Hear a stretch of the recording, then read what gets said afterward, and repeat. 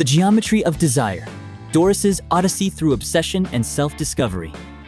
Doris Miller, a name that seemed to have been carved from old parchment, a whisper against the symphony of a boisterous world.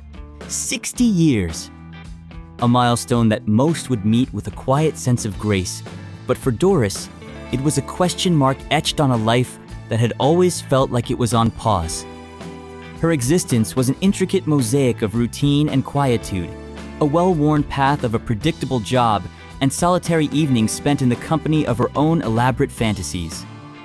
Life to her was a silent movie, and she was, mostly, only ever an extra. She was an observer, a meticulous keeper of her own personal history, but never truly a participant in the great theater of life. But the facade, so carefully constructed, was about to come crashing down. Her office was a familiar cage, the gray of cubicle walls and the monotone buzz of technology a stark contrast to the riot of color and texture that populated her interior world. Yet, she was a fixture in that world, and her meticulously organized desk was a testament to her own unique style.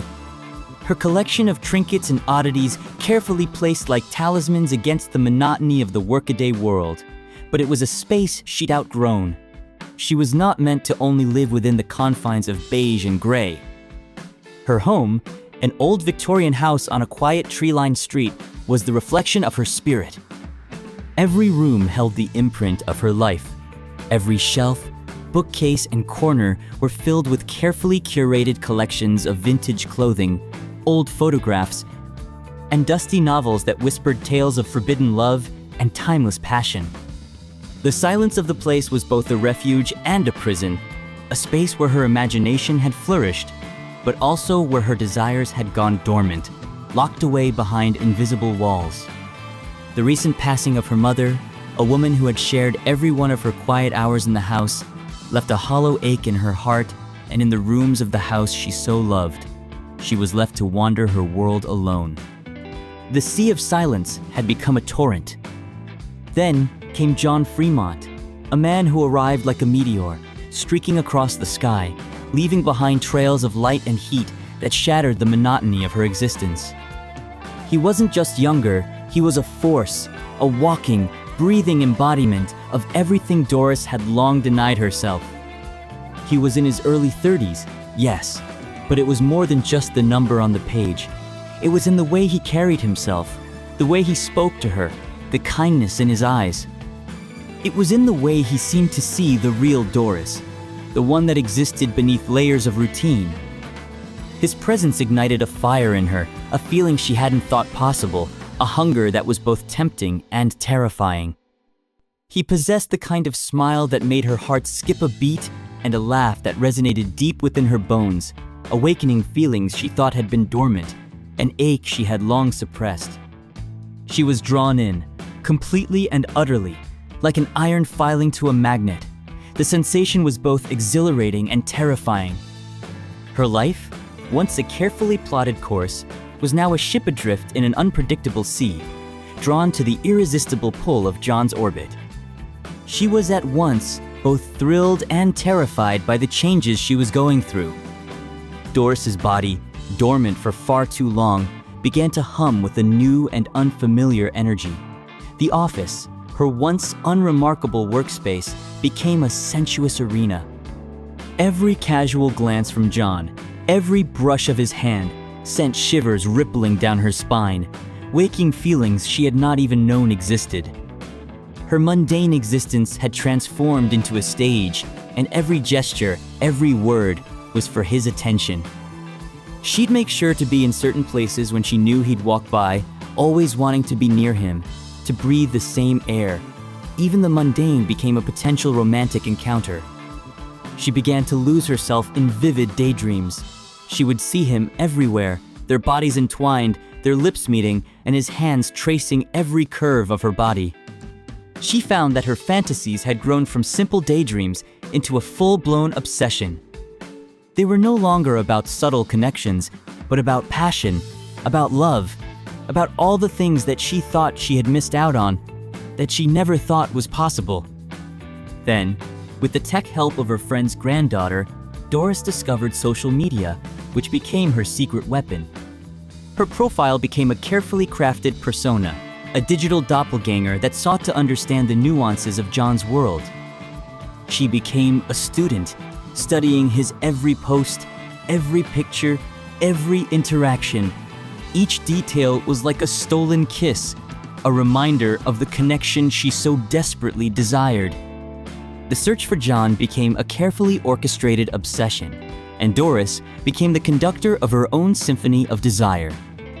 She'd go out of her way to visit the same places he liked, all with the hope of an accidental brush, a shared glance that would finally confirm she was seen by him and that he was ready to enter into her world.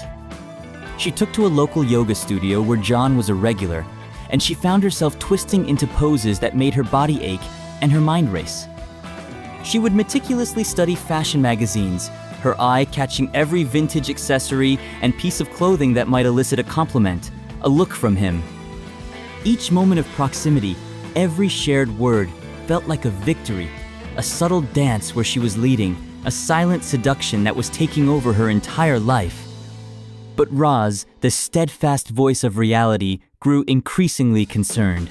Her friend was becoming a moth to a flame, a force of nature that was headed directly for a painful collision.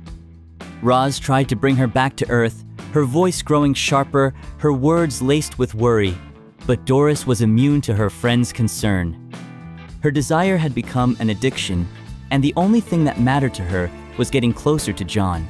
She'd brush aside any worries, any hesitation. The hunger for John had become a raging inferno that nothing would extinguish. The mention of Brooklyn, John's girlfriend, came like an unexpected twist in the knife, leaving Doris gasping for breath. She saw them together, in his pictures, in his comments, and she was consumed by a rage so potent it felt like a physical blow. She had been creating a world just for herself and John, and now it was being taken from her. Her fantasies shattered, replaced with a bitter reality.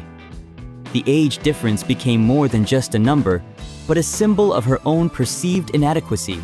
She felt old, invisible, and utterly, hopelessly outmatched.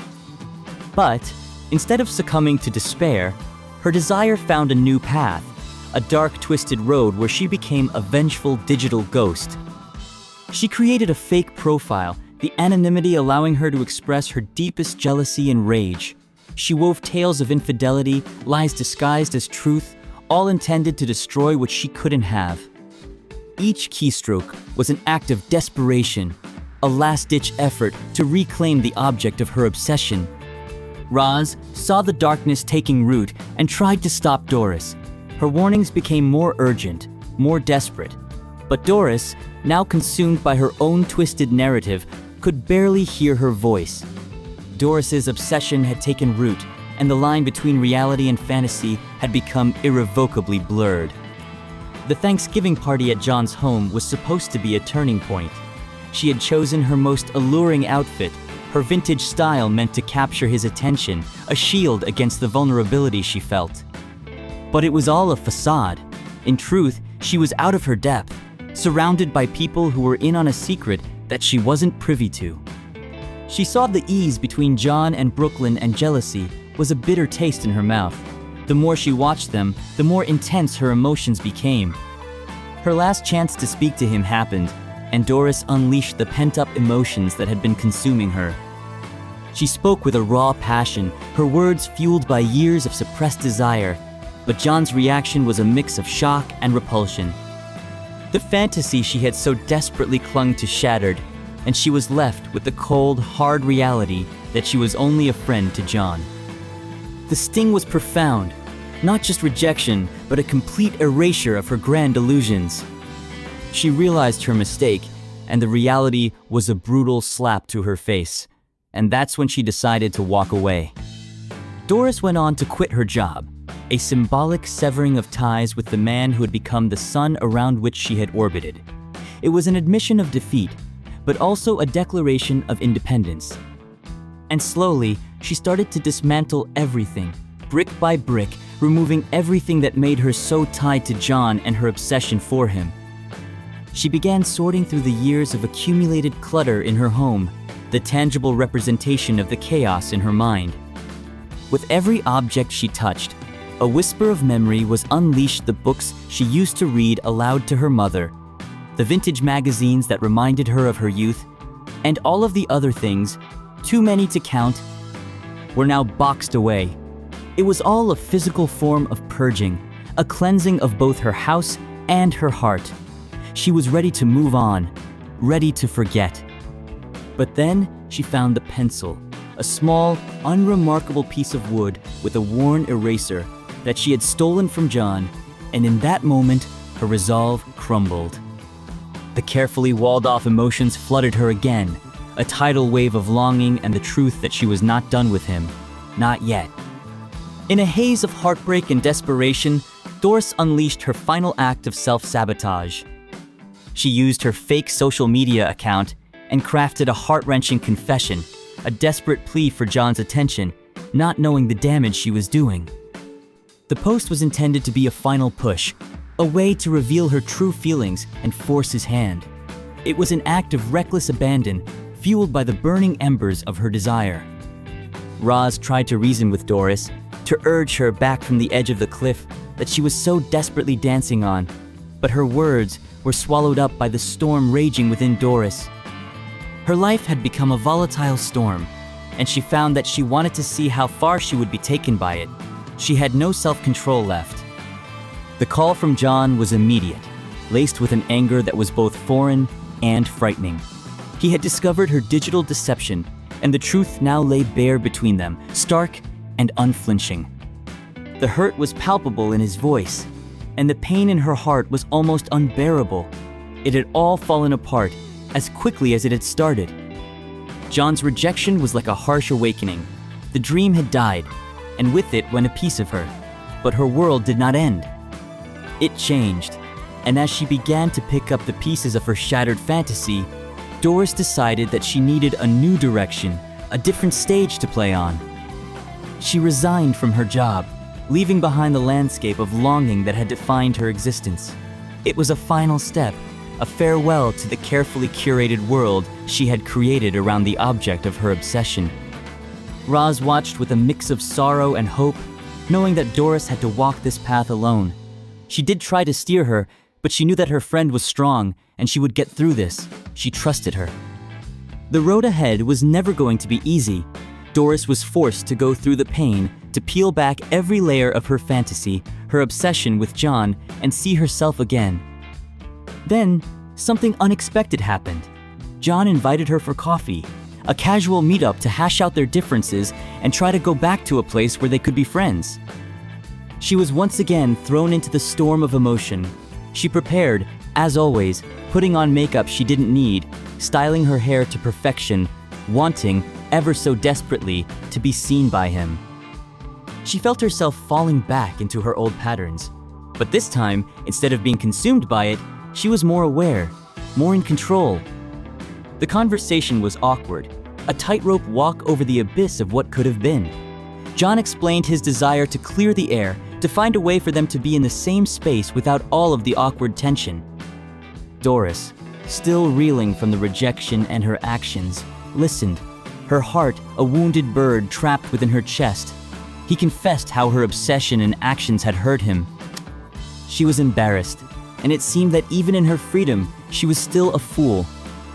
And then came the truth that John had been trying to connect her with his uncle, a man a decade younger than her, with a kind heart and an easy smile. He had only wanted a good friend to be happy.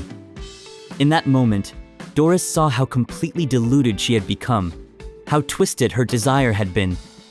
She had misinterpreted everything, her fantasies blinding her from the simple truth that her desire was not love, but a desperate longing to be loved. On her last day, a strange thing happened.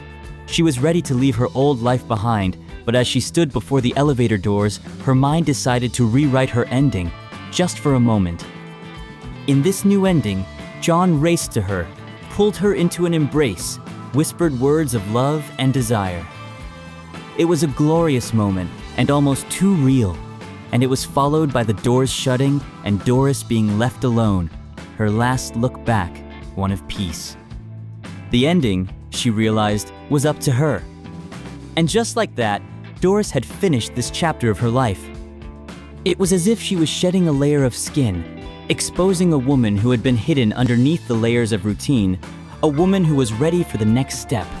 She decided to finally start living. Her world had transformed. The colors were brighter and the sounds were louder. The geometry of desire, Doris's odyssey through obsession and self-discovery, became a story of the human heart, a story that explored the highs and lows of desire and the redemptive power of self-discovery. Doris had finally learned that her desire was something she could hold on to, something she didn't have to give away. She was finally living for herself.